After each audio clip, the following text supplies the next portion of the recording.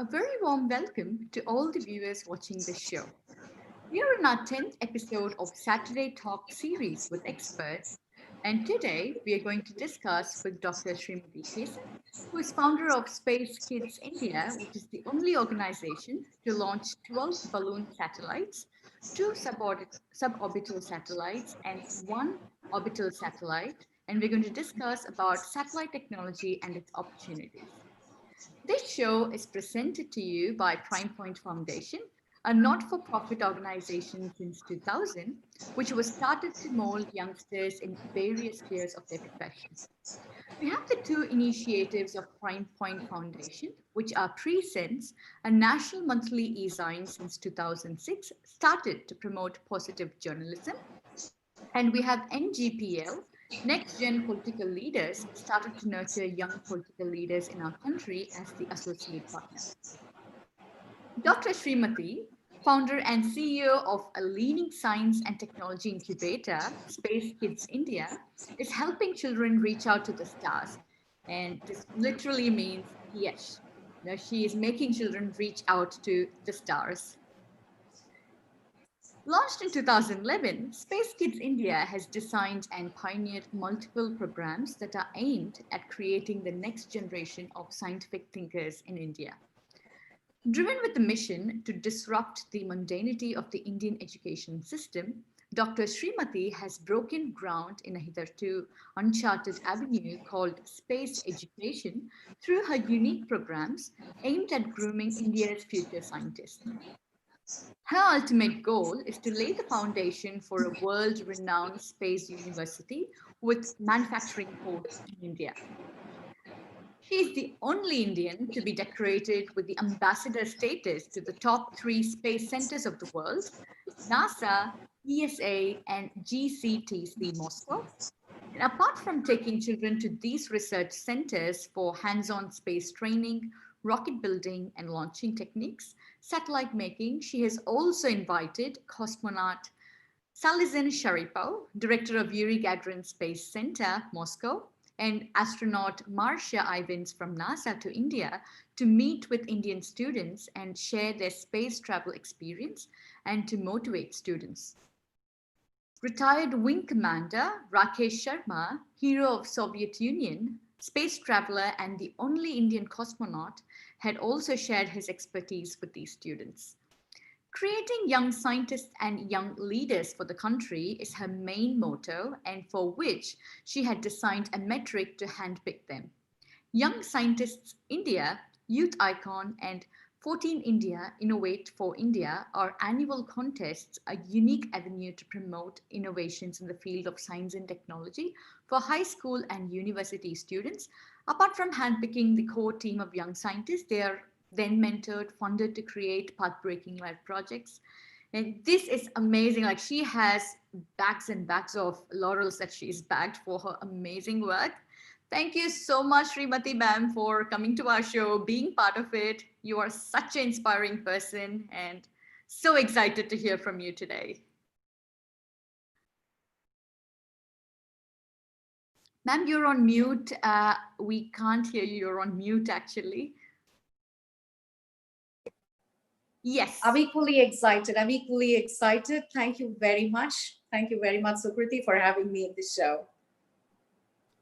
On reading your profile, and actually, I could share your laurels that you've bagged, the medals that you've won for about 15 minutes because the list just goes on. So I thought, yes, talking to you will be great fun than reading the laurels. And man, before we talk about satellite technology, first I wanted to ask you, like, you are a commerce student, and from, being a commerce student to, space technology, how did you go there? I mean, if you would have heard my TED, Sukruti, I put my life in a nutshell, stating that sword to spatula to space. Srimathy is S, and sword is S, spatula is S, and space is yes. I don't know, before they named me, I don't know, there was something, for my parents or what, that they have this alphabet yes playing a great role in my, destiny, I should say, or in my life, I should say. Well, being an all-rounder in school and college, I played about 18 nationals, basketball nationals. And then I was a all-rounder in school and college, apart from being the best cadet of Andhra Pradesh NCC. And I was the first cadet I was the best cadet of Andhra Pradesh. Plus, I was the first cadet to hold a sword and give a sword salute. A girl doing it was a wonder, or the first time somebody ever did that. But moving on from there, that day was a special day. My destiny, the day where my destiny really turned, and where General KV Krishna Rao was the chief guest, and he was extremely delighted seeing the way I was, commanding the parade. And he said we needed somebody like this to, be in the armed forces. So I will probably give this girl a recommendation, and she can get into the army. And my father then pulled out my invitation and, my wedding invitation, and handed to him. And I was in my graduation final year, and we left for my wedding the same day. So, my destiny changed from sword. I straight away dived into spatula, being a homemaker, and almost for 16 years. Well, in that 16 years, don't ask me what all I did not do. Not what I did do, what all did I not do, because without the families, typical South Indian family where, the husband goes to work and, the wife is at home. She's supposed to be taking care, however old she is and all that, So it's like you just get into that groove and you are not really thinking about making a career for yourself or a profession for yourself. But I was slightly different, thinking that, it was not that I wanted to make a profession. Patriotism was something within my heart. It was like, because I wanted to go into the armed forces. I wanted to be a medical doctor in the armed forces and everything. Well, so that patriotism was always there, and I wanted to do something for the country.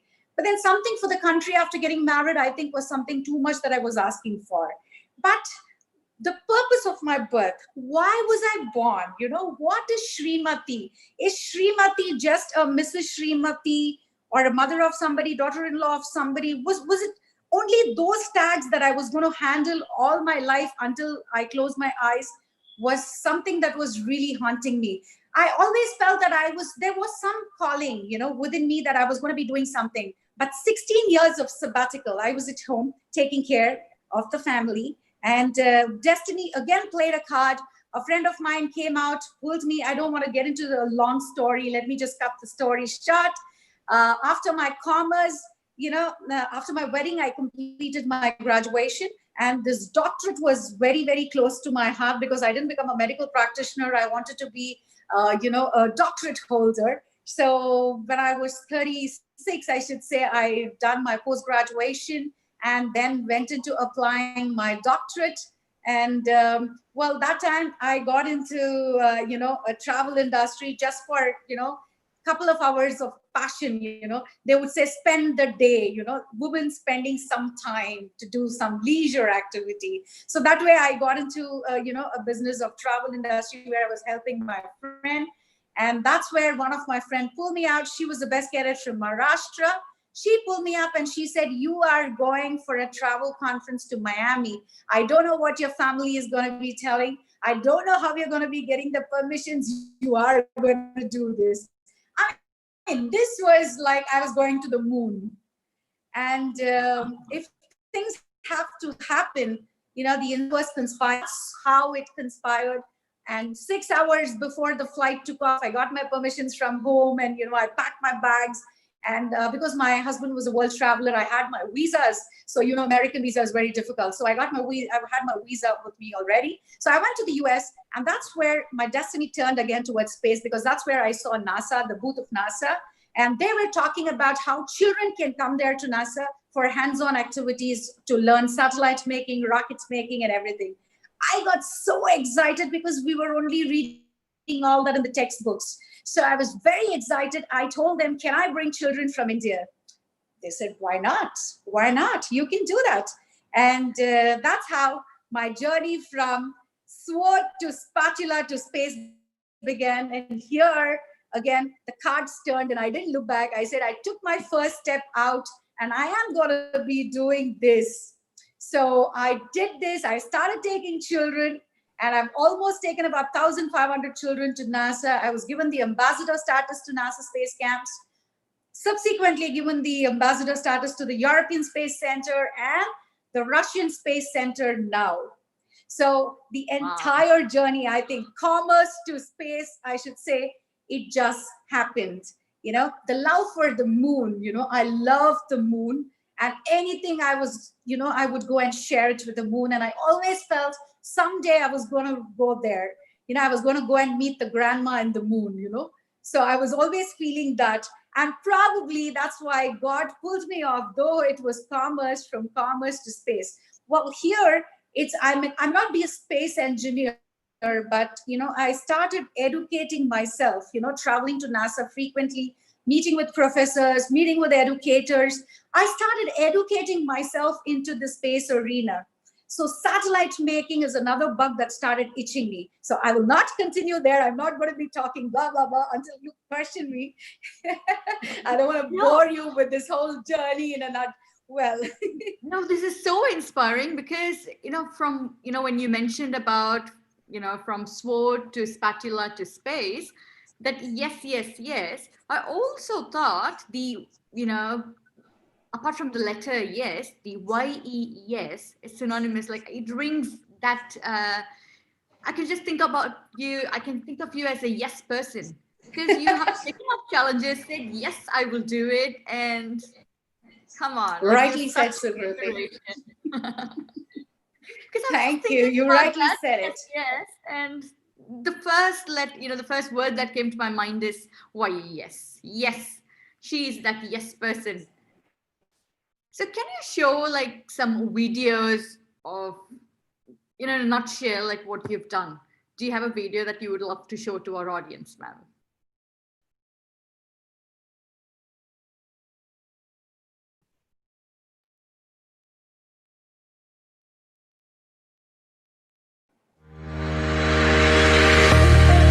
Well, more than talking, yes.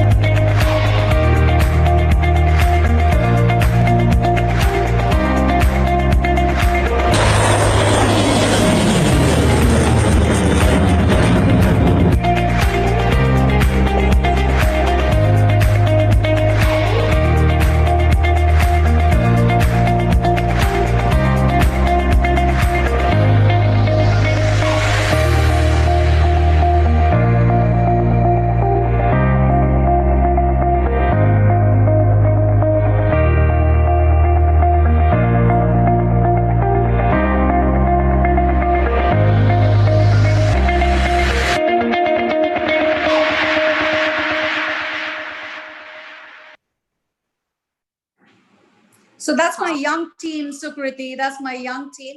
I've got children 4 years old, researchers 4 years old until 22 years. Wow.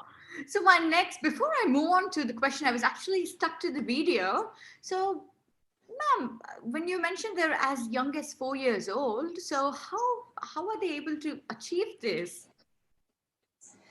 I mean, there are some children, I think they're born prodigy, So, their parents, this 4-year child that I'm mentioning about, Ashton, I mean, his parents are nowhere related to space.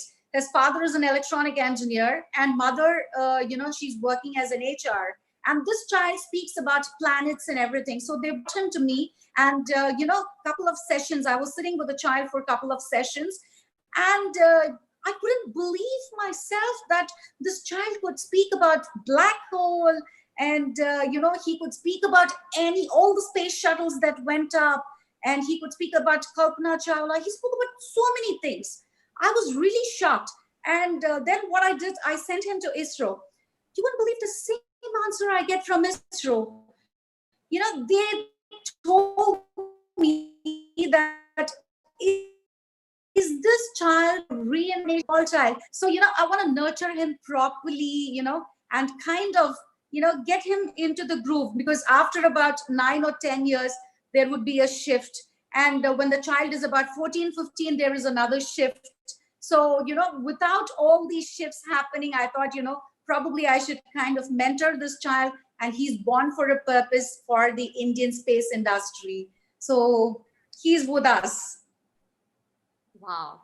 So how supporting are the parents as well, ma'am? So, because we understand we have mainstream education as well. So apart from the mainstream education, when children have to focus on, because normally people will say, come on, this is a space, like, are you launching a rocket? How difficult it is. But you actually are launching, satellites. So how are children able to cope, and how are parents supporting it? Well, initially, Sukruti, when I was taking children to NASA or ESA or GCTC, that is Russian Space Center, the first trip I had a lot of issues, because people didn't understand, parents didn't understand. They thought NASA was just meant to be read in the textbooks. And, they didn't believe that somebody could really go there for a camp. When I started, I had a lot of people really care. First trip, when the children got back, and that too with abundant knowledge, within a week's time, they had so much. They could speak, just like a scientist. Their portrayal was just like a scientist. So the parents felt extremely happy. The first batch of students now, a couple of them are in our pilots. One of them is in Rolls-Royce. One of them is in the Netherlands Space Agency. So, they've made it really big. So they are examples for the subsequent groups. But then when I moved, to launch satellites and everything, again, it's completely a new industry, because generally launching satellites was, ISRO's job. It was always meant to be like, a governmental agency which is going to be doing all this. And first ever time, some private organization, that too, a woman who is a commerce graduate, want to launch a satellite, was raising those eyebrows. People were like, what the hell is happening? I'm sorry to be saying that, but that's how the reactions were. And but when I challenged them and I said, yes, children are capable, just give them the platform and they are capable of doing all this.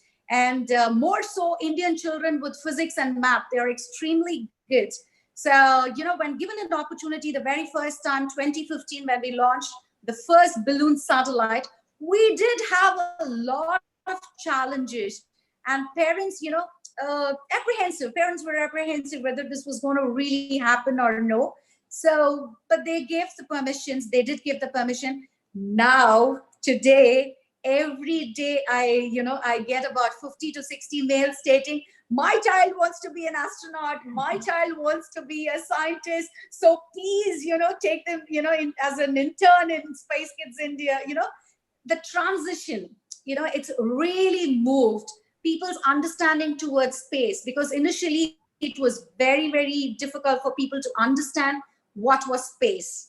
So now people have started understanding. Hence, parents, though it is a lot of effort that the children need to put here apart from their curriculum, still appreciate and want their children to be on the top. I mean, why wouldn't they? Because, we have appeared in the Forbes magazine. So, an 18-year-old appearing in a Forbes magazine, which parent would say no to that? Correct.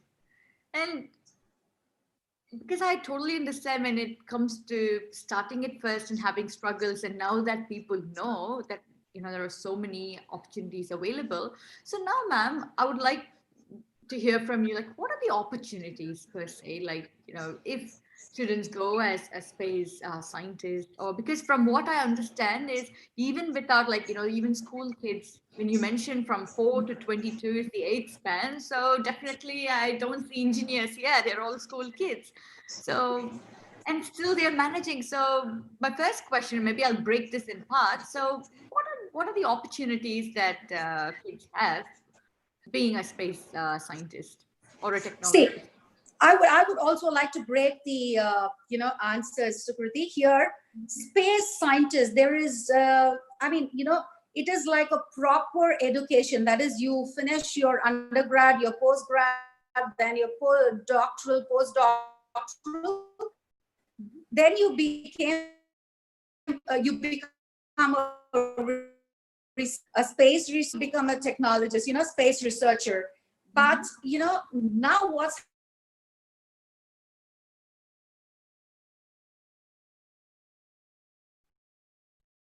Ma'am, I think we are missing that bit. in Sorry. the space missions here That in bit. India. Initially, it was not. Yes, I think there was some glitch with the internet and we missed that important bit that you shared with us. So I Okay, don't want I to can go in. retell. Yes, thank you, ma'am. Yeah. So what has happened now is, if there the academic portion would be that, we have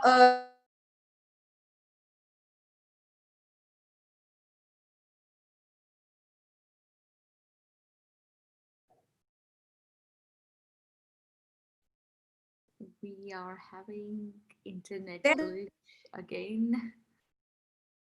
We are not able to hear beyond having.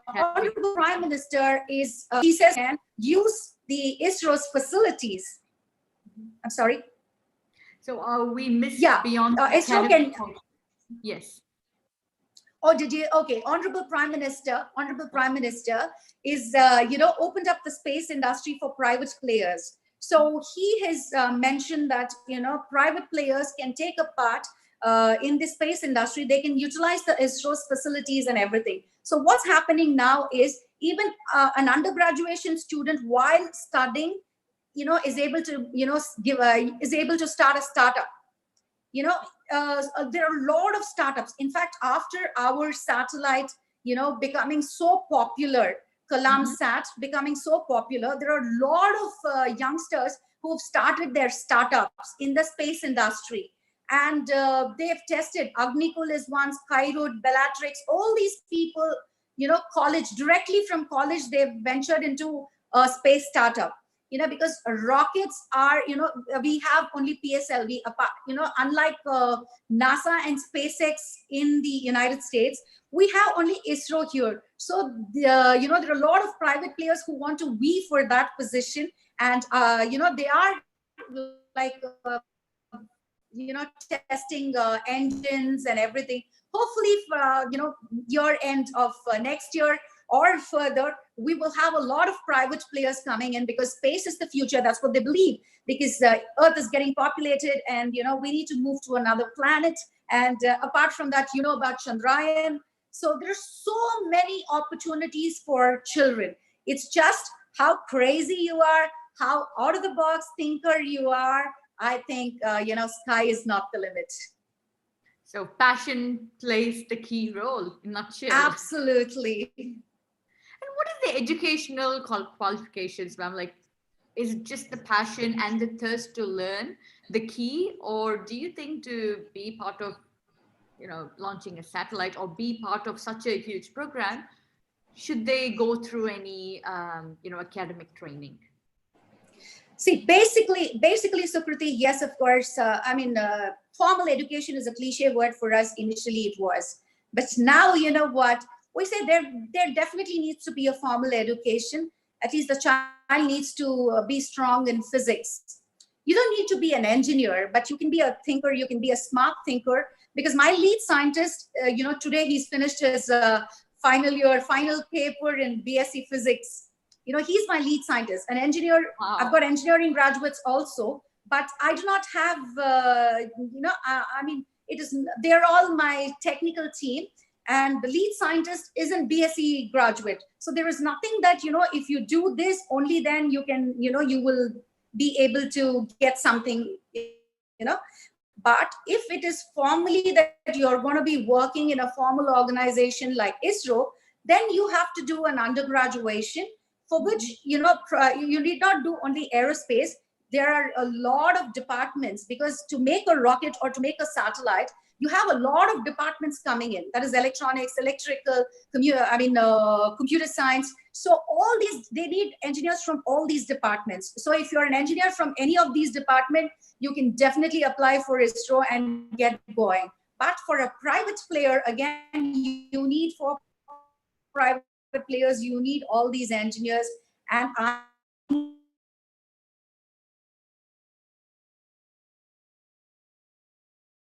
That's right. Computer, mechanical. So these are the areas. Okay, so we missed a little bit, but yes, I understand it is a combination of electrical, electronics, mechanics, computer science, and is that correct, ma'am? We missed a little. Absolutely, yeah, it is that, absolutely. And in space sciences, it is not that tomorrow you will start earning. No, it is not that way. Space industry, they need researchers. It's like a chain of action. You need to have patience. It's a real passion to be in the space industry. Wow.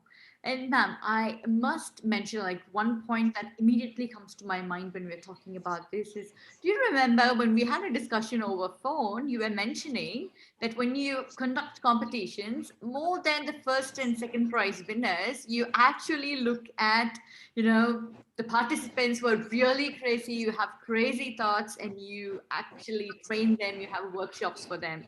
So how did you go about? Because normally I think with India or even with the global scenario, the cream is taken and actually they are molded and they go through rigorous training and hand holding. But how did you come up with this where people who are crazy, who participate, who don't win, they are the ones who are handpicked? Wow. How did you go about with that?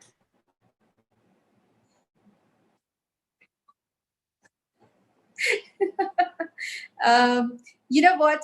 There are a lot of places available for the toppers, and you have hardly any place for the backbenchers. And you mentioned that yourself. So I needed those backbenchers because those backbenchers are are very very smart people, and they are street smart. So you need street smart people to tweak things and to do things, and totally out of the box and crazy. If you take an example of our Kalam Sat, this is the shell of the Kalam Sat, the 64-gram satellite shell. So first ever time, if a 16-year-old child can think that a gulab jamun, the size of a gulab jamun and the color of the gulab jamun can bring out something like this, he's not a topper. He's not a topper. He only scored about 730 in his final plus two exams. So, you can imagine, we don't need the cream. We need somebody who can disrupt the mundane. So I need people who disrupt the mundane and who can think beyond. And ma'am, when you talk about the 64-gram and first ever, like I didn't want to break the suspense. I was actually looking forward, like I really believed, keeping my hands crossed, that you will share the prototype with us. And yes, you did. So how did the whole thing go about, ma'am? Because you're the first in the whole, in the entire world to launch a 64-gram satellite. Because when we talk about satellites, they are huge, they're expensive. And talking about 64 grams, how did you go about with that? How was the thinking process? Like, how long did it take for you to, launch it, for the paperwork to go into reality? And what were the support needed? Like, because I'm curious to know, what is that process of designing and launching a satellite? Because it's a huge thing. And when you say 16-year-old did that, yes, I really want to know all about it. Well, I mean, it's a huge process. It's a huge process. Firstly, you should understand that satellite making needs, a good team. One person cannot, really make or build a satellite. So we need people who can design the satellite, who can design the components to the nano level. And, from there on, whatever is put on the design board, that has to come to reality. Okay. So that's how, but here, when you have to launch a satellite, it almost costs about 2 to 3 crores of rupees. And that was a big hitch for us. Funding was a real issue for us. And so we were wondering how we are going to realize our dreams. So as I mentioned to you earlier, when you think something very strong and staunch, universe conspires. And similarly, NASA and, Cubes and Spaces had come up with a competition, and they mentioned that if there was any idea, they asked for an idea. if they had any idea which was really crazy, which was different, and they could put it in a box and which would hold about 64 grams weight, and that they will be taking to space. So there we got excited. Kids, I had made gulab jamuns for the children after the success of our first satellite, SkySat. And when kids were having that gulab jamun, they were like, Rifat and Kasif were enjoying the size and the shape. And they were beyond that, they mentioned that, we need to make something as small as this. And I think then the cost wouldn't go high. And we wouldn't be, facing the problems of funding. And that's how the 64-gram satellite came into work. And we sent it to NASA, and they were very impressed by the whole idea. Colorado Space Grant Consortium were excited that we were going to be doing something like this. And, that's how they launched in 2017. We launched our first satellite, that is the KalamSat 64-gram satellite. So Gulab Jamun, inspiring satellite. What a story. I imagine what And in fact, Puneet this has and been Dosas written. would do. In fact, this has been written by Mr. Srinivasan Lakshman, whose father is R.K. Lakshman, the cartoonist, Yes, the ace yes. cartoonist, and Mhm. his son had was really inspired by the whole story of our satellite making, and he wrote this as a book, Gulab Jamun to the Stars, titling it as Gulab Jamun to the Stars. Amazing. And now, ma'am, now it's time for our live question and answer session. We actually have a lot of questions pouring here. So I will start with the first one, which says, are girls being involved with this technology development? Um, uh, okay, ISRO. If you take ISRO, there are a lot of women who are working with ISRO, and but they're all the behind the screens. You don't see any woman coming in front. Of course, Ritu Kardial and was made the project director this time for Chandrayaan 2. She was the first ever time a woman was made a project director. But always it is people, women who are in the back seat. They love to sit and in their cozy chairs and not take the leadership and just work behind the men in front. But if you take the private players, in the private players, I don't see any woman coming up, not for anything.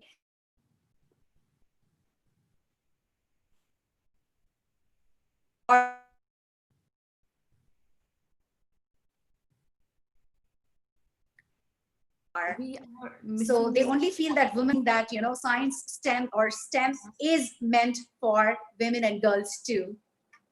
Correct. That's right. Like I would say 5 years ago, when I was heading Robotics and Artificial Intelligence Foundation, I would say pretty much, when we talk about electronics, they say that's for boys and embroidery is for girls. And pretty much I would say, Exactly.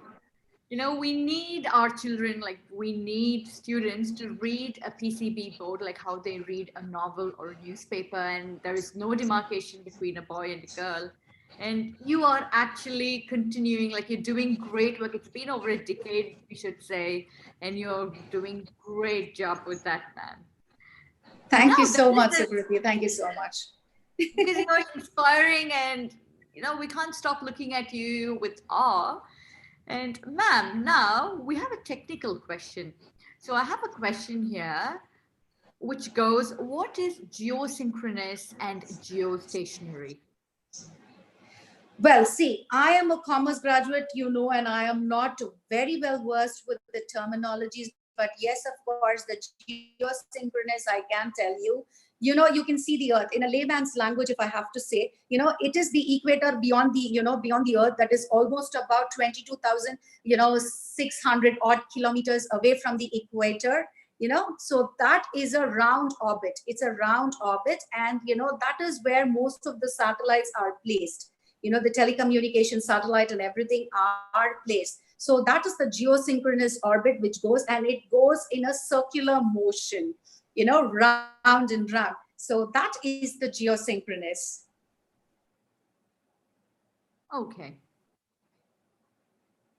And geostationary, so when we talk It about... is where you are positioning your satellites Okay. in the geo orbit.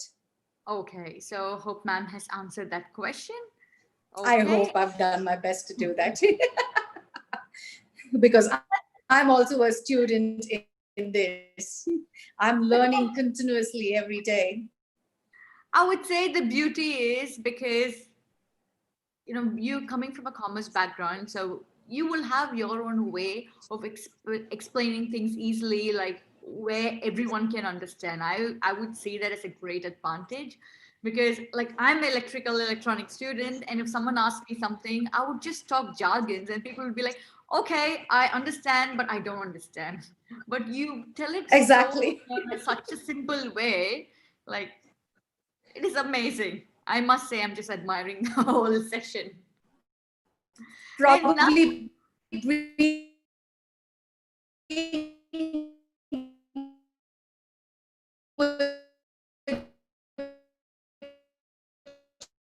I missed that bit, ma'am. Sorry, there is a little bandwidth issue. So I actually am missing that bit. I got to explain, show everything to say. Yes, ma'am. I think now it should be okay. Can you hear us, ma'am?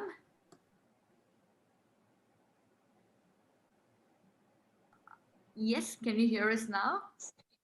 Yes. Yes. Yes, I'm sorry, we sorry. I missed don't know that why bit. there is so much of glitches. I'm so sorry. I don't know. I've got a full strength, signal strength. I'm so sorry. I don't know. I hope people don't get bored or irritated with all this. No, we are all ears, with your satellite journey, and we are like, that's okay, glitches do happen. But yes, we are all focused to you and anchored to you. Thank you. And ma'am, now we have a question here, and that goes, how does one educate children on so much that can be done in the controlled room? Becoming an astronaut might be tough, and top physical ability needed to withstand 2 grams or 3 grams. Okay. Yes, of course. If you have to become an astronaut, you need top physical and mental, strength. And sometimes we had invited Shalizan Sharipov and also retired wing commander Rakesh Sharma. When they go talking about the story, they'd actually trained for 2 years, 2 full years before they went into space. And they get into the buoyancy pool, and they are into so many things, so that they do not feel nauseatic when they go up, because they tumble, they spin, and all kind of g forces apply on their on them. So when g forces apply on the rocket, and inside they could just feel that. So that is why they have a lot of tests before, fitness tests. And also not only about fitness and mental tests, they have got to do a lot of studying, because they got to get the complete control of the rocket or the spaceship. They get to they have to. And on once they go there, they need to know how to dock. The space craft goes and docks with the International Space Station. And they get into the International Space Station, the astronauts, then the door opens, the latch, they say the hatch opens. And once the hatch opens, these the astronauts or cosmonauts get into the International Space Station. And there in the International Space Station, they need to know what is the experiment they have to do, and why they've traveled there in space. So it needs to make a meaning, so for which they need a lot of training. Children, if you take children, start with storybooks, some space related storybooks. In fact, I'm writing one small storybook, how children went to the moon. So very soon we will release that. And you've got a lot of videos of astronauts and everything going to the space. So probably you have to show all that to children, get them enthused about going to space. And it will be extremely good if they continue to like the subject and are passionate towards the subject. Then put them into electronics and start slowly coding. That's how gradually you pull them onto space. Okay. And ma'am, now, when you told about you writing a storybook, and definitely I feel you would have an inspiration to do these things because whenever I see you, you're full of energy, so positive. You are that yes person. You never shy away. You take up challenges. There are, plenty of struggles that you've gone through. So, who is your inspiration? What inspires you? Definitely, I know you would say moon, but I want to know more. Well, I mean, to be very honestly speaking, there are a lot of personalities whom I like to read about. But I would say, I mean, I'm sorry, this is not an arrogant answer, but this is what I feel. I am an inspiration to myself because, today I fail. So I need to know tomorrow I need to, break my challenges and come out and do my best. So, and the ambience that I live in and the people that I have to work with. So everything is, a me factor. So when it is a me factor, I cannot take somebody else's story and apply that to my story. So I need to make ways and tricks and techniques to, maneuver my spacecraft. So I would say I am inspired by myself. When I fall back, I always feel I have to bounce back. But there are a lot of stories like, about Abdul Kalam, about Ratan Tata, and so many other people whom I really love, Dr. Mailsami Annadure, so many people I really love to read. And that's, a strength, I would say. Wow. And when you bounce back, what would be the driving factor, man? Because I see, especially you mentioned it yourself, like during the initial rocket launch stages, definitely you would have had so many hiccups, and being the first woman to enter into this zone and running a show is not easy. So how did you like whenever you have hurdles? So what do you do? How do you get back? How do you bounce back? What Oh, drives well, you to see, do that? I have to do my homework because I'm working more with children. I need to know whether the children are, spearheading in the right direction because everything is, rocket science. People know when they say rocket science, it's scary. But we are trying to make it, into small packets and making it as comfortable and as easy for any child to understand. So that's how we are bringing space to even a KG child. So when that is the case, I need to make sure that the bits and packets are easily given to the child and correctly given to the child. There should be no mistake whatsoever. So that way I'm very cautious. I do a lot of reading on this subject and interact with a lot of professors and everything. And the other thing was my not being a engineer. Of course, a lot of places, yes, it is a challenge. And beyond that, the funding is another challenge. But if I'm going to be talking only about all these challenges, it is not going to interest anybody to get into any new zone. So I always say no pain, no gain. So, I love to undergo the pain and I love to come successful. And that's what I'm teaching my children too. It's okay. So what if you're not a space scientist? If you're not an engineer, you still can build an engineering atmosphere. You can build budding engineers. You can mentor them and create them as an asset for the country. I'm simply out of words. What can I say? And Thank you so much. ma'am, we have an interesting question here. And yeah, like, do aliens exist or Oh my no? god. This is one question, I'm sure this must be from a child because everywhere I went to speak, this is what the first question from any child: do aliens exist? But of course, yes, they are finding water in Venus and Mars. They did, people do probably have existed. And we don't know what shape, size they would be coming. So probably they are called aliens, I would say. And apart from that, yes, when there is life somewhere beyond in space, which we do not know, yes, there are aliens. I believe that they are aliens. Okay, so how we exist in Earth, we have others existing everywhere. Wow. Right. There are a lot of questions pouring, and yes, I would.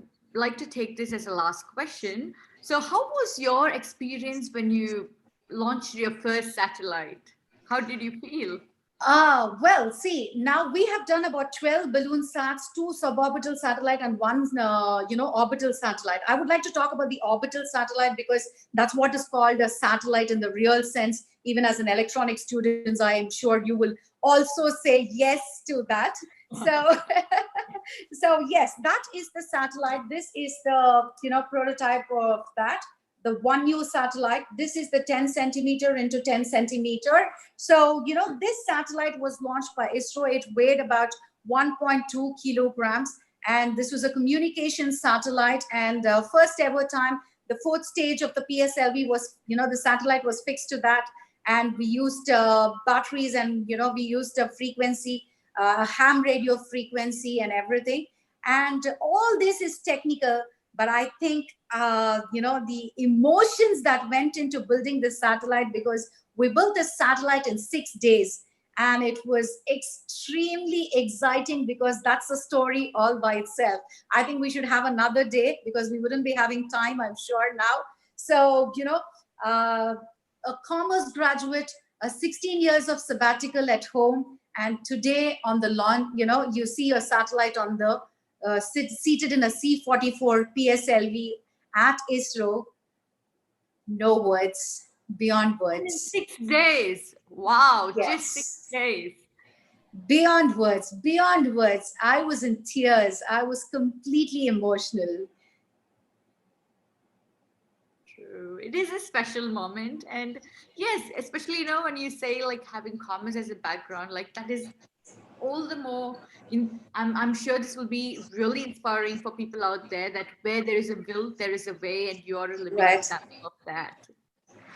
And ma'am, I have another question. So that I will take that as a last question actually. Because we have so many questions pouring, and yes, they are interesting. I don't want to leave this. So this question goes, as the only ambassador of the top three space centers of the world, what is your dream? Well, that's a nice question. You know what? Initially, when I was, from a homemaker to an ambassador was a great shift. And, it was exciting and, out of the world feeling. But then, continuously traveling there, taking children, and, I started thinking backwards. I started thinking, why aren't we having something here in India? Why aren't we having something in India similarly? So, my dream, my vision is to build a space park here in India, for which I've met almost about 5 chief ministers. And I think very soon that's going to be a dream come true moment, so that the last child in our country, can also visit this center, even though they do not have, a couple of lakhs to spend if they had to go to NASA or ESA. So that's where I want the last child of this country also to enjoy the moment of being in a space park. So I'm definitely, happy and confident that we are going to be building this very soon. Wonderful. And for those who've asked a lot of questions, and because we're running out of time, so ma'am, is there any way that our audience can connect with you, send an email? How can they get in touch with you, ma'am? Sure, sure. Here is my contact. They can write to me. They can write to me. This is my WhatsApp number also. But email is preferable, and I'll definitely respond to them. So that would be spacekidsindia@hotmail.com. And Perfect. we have your number. Great. And ma'am, I should say the 45 minutes, or yes, it is beyond 45 minutes, and it just flew like that. And your passion, like we could see that in your eyes, because even when I spoke to you over the phone, you're just the same with so much energy, and so it is really contagious, I should say. You really Thank you. keep me thinking. It's about it's about 9:30 for me in the night, and now I'm completely charged up. And I'm like, wow, what do I do now? Looking at the stars and moon, I'm completely pumped up. Thank you so much for being part of the show. Yes, when people Thank ask, you, dear. "What are you flying a rocket?" Yes, you are flying a satellite. And thanks a lot for your time. Thank you, Sukruti. I mean, I didn't know. The same here. I mean, I totally went into a different world altogether. So, a wholehearted thanks to you and for your wonderful questions and the beautiful smile that you have. And wholehearted thanks to the Prime Foundation. Thank you so much for having me this Saturday. It is our pleasure. And this is our 10th episode, so that makes it all the more special. And I think that's thank why you we so had a lot of glitches. I'm so sorry. I think that's why we had a lot of glitches. no worries. All good. And it is So, our pleasure. Thank you, thank ma'am. you. Thank you. So tomorrow we have our monthly series Sangamam, which is fusion of great minds, and we will discuss on democracy, citizens' responsibilities and rights. And this is going to be discussed by Sri T.S. Krishnamurthy, former Chief Election Commissioner, and Dr. S.K. Karbendan, former Member of Parliament at 6 p.m. Indian time. So next week, same time and in same window, we are going to have director Naga, who has directed the famous Marmadesam and Rudravinay series, and he's going to talk about television series opportunities and its evolution. So until next week, this is your Sukruti Narayanan signing off. Stay safe and see you next week. Bye.